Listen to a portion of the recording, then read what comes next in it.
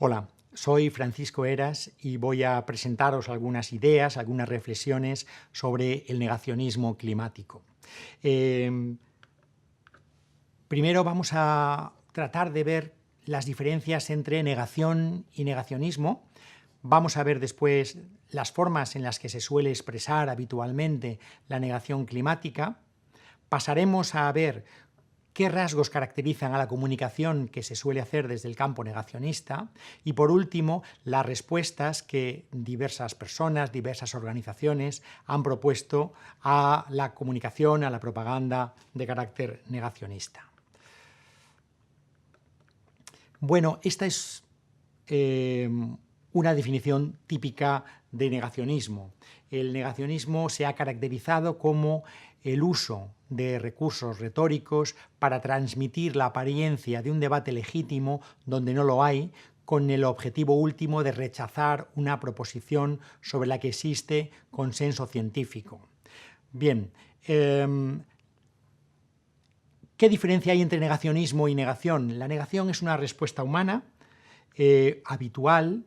Todos en alguna ocasión hemos hecho oídos sordos ante una realidad que nos resulta inconveniente, hemos querido mirar para otra parte. Bueno, una definición típica de la negación como respuesta humana es que es un mecanismo de defensa consistente en una ceguera inconsciente y selectiva que nos protege de afrontar hechos y situaciones intolerables. Por tanto, en este sentido, la negación es una respuesta habitual, una forma de enfrentarse a conflictos o a malas noticias que viene estudiando desde hace mucho tiempo la psicología o la sociología. En el caso del cambio climático, la negación suele expresarse de diversas formas. La negación literal del fenómeno, no está ocurriendo, es una invención, en realidad no existe. Otra posibilidad es la negación de las causas. Es un proceso natural, nosotros no tenemos nada que ver con ello. Otra posibilidad es la negación de los riesgos que comporta, no es peligroso, incluso en algunos casos se defiende que es positivo.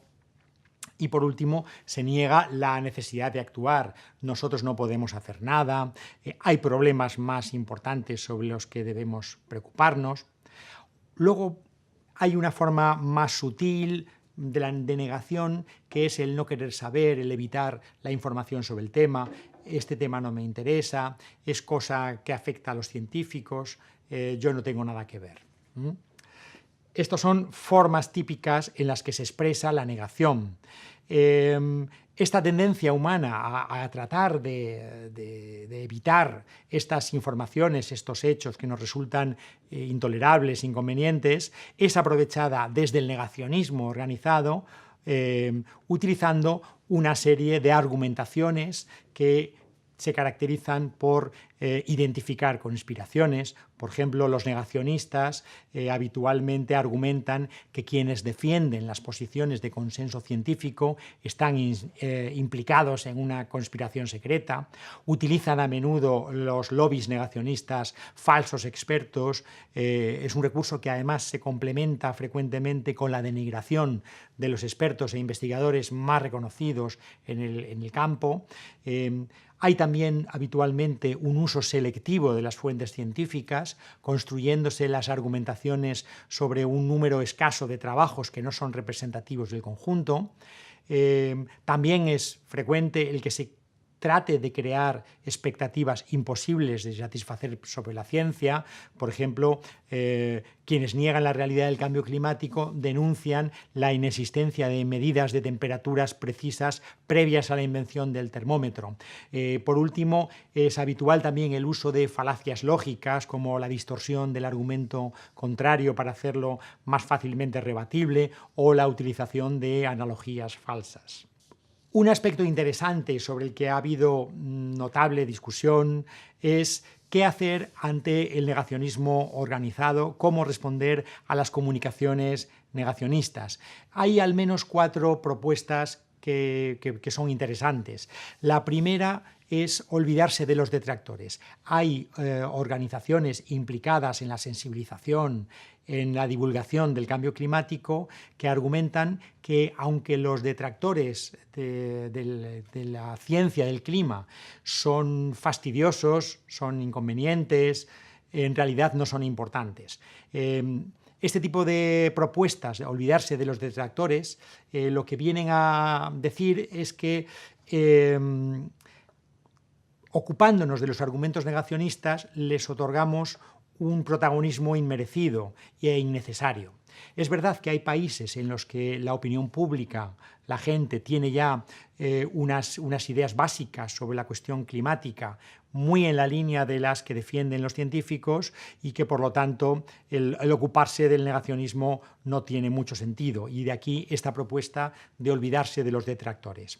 Hay también científicos que defienden la necesidad de hacer evidentes las motivaciones del discurso negacionista, desvelar a la opinión pública el hecho de que el negacionismo organizado tiene mucho que ver con la defensa de determinados intereses económicos y con la defensa de determinadas posiciones ideológicas, sobre todo aquellas que rechazan de forma muy extrema cualquier tipo de regulación o cualquier tipo de control social sobre las actividades financieras privadas, ¿no?